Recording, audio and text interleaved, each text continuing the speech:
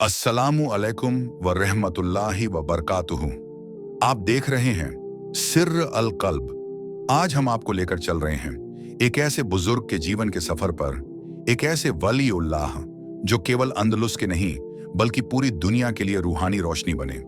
इतिहास में उन्हें कहा गया शेख अल अकबर, यानी सबसे बड़े शेख। ये दास्तान है हजरत इब्नुल अरबी रहमतुल्लाह अलैह की। सन 560 हिजरी का समय, अंदलुस के शहर मुर्सिया में एक नूरानी पैदाइश होती है। उनका नाम रखा जाता है मुहियुद्दीन मोहम्मद इब्नुल अरबी। बचपन से ही उनके चेहरे पर नूर था और उनकी आंखों में एक रूहानी चमक झलकती थी। वालिद बुजुर्ग और दीनदार, वालिदा सालेहा और परहेजगार थीं। घर का माहौल इल्म, हिकमत और इबादत की रोशनी से भरा हुआ था। छोटी सी उम्र में ही इब्नुल अरबी ने कुरान हिफ्ज कर लिया। इल्म के लिए उनका शौक इतना गहरा था कि जब दूसरे बच्चे खेलते थे, वे तसव्वुफ और जिक्र की सुकून भरी दुनिया में डूब जाते। जब जवानी की तरफ कदम बढ़ाए तो इब्नुल अरबी सिर्फ इल्म के तलबगार नहीं रहे, बल्कि वे रूहानी हकीकत के तालिब बन गए। उन्होंने कुरान, हदीस, फिक्ह और फलसफा का गहरा मुताला किया। अंदलुस के उलमा और सूफियों से सीखा।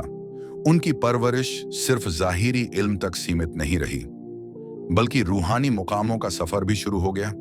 उनका एक मशहूर वाकया है, जब वे अभी नौजवान थे, उनके दिल में एक नूरानी तजल्ली हुई, जिसमें उन्हें ऐसा रूहानी एहसास हुआ कि पूरी जिंदगी अल्लाह की मारिफत की तलाश में गुजारनी होगी।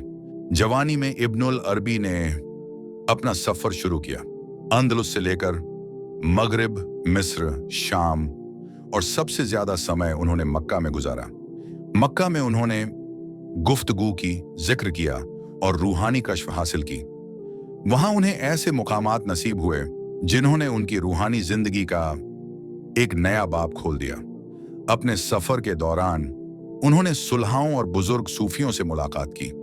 हर मुलाकात एक नया इल्म, एक नई रूहानी रोशनी साबित हुई। इब्नुल अरबी की सबसे मशहूर तालीम है वहदतुल वजूद, यानी अल्लाह ही हकीकत ए कुल्ली है, सारी कायनात उसकी तजल्लियात का इजहार है। वो कहा करते थे, इंसान का असल मकसद है अल्लाह की मारिफत और अल्लाह को सिर्फ इश्क के जरिए समझा जा सकता है।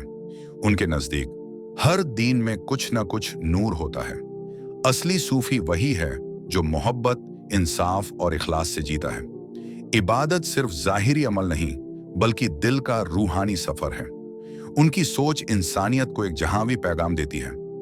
इंसानियत का असल रंग मोहब्बत है।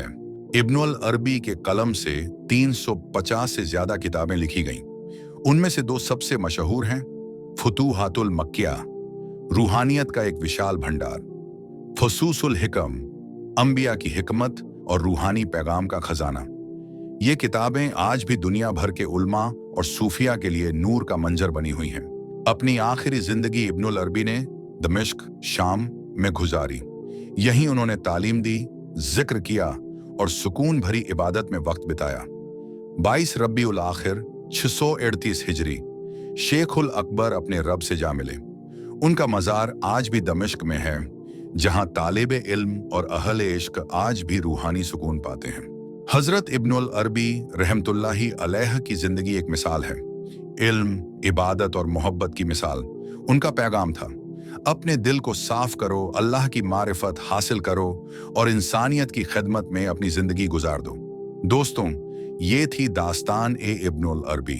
अगर आपको यह वीडियो पसंद आया हो तो चैनल को सब्सक्राइब कीजिए और सिर्र अल कल्ब के सफर में हमेशा हमारा साथ दीजिए। अल्लाह हाफिज।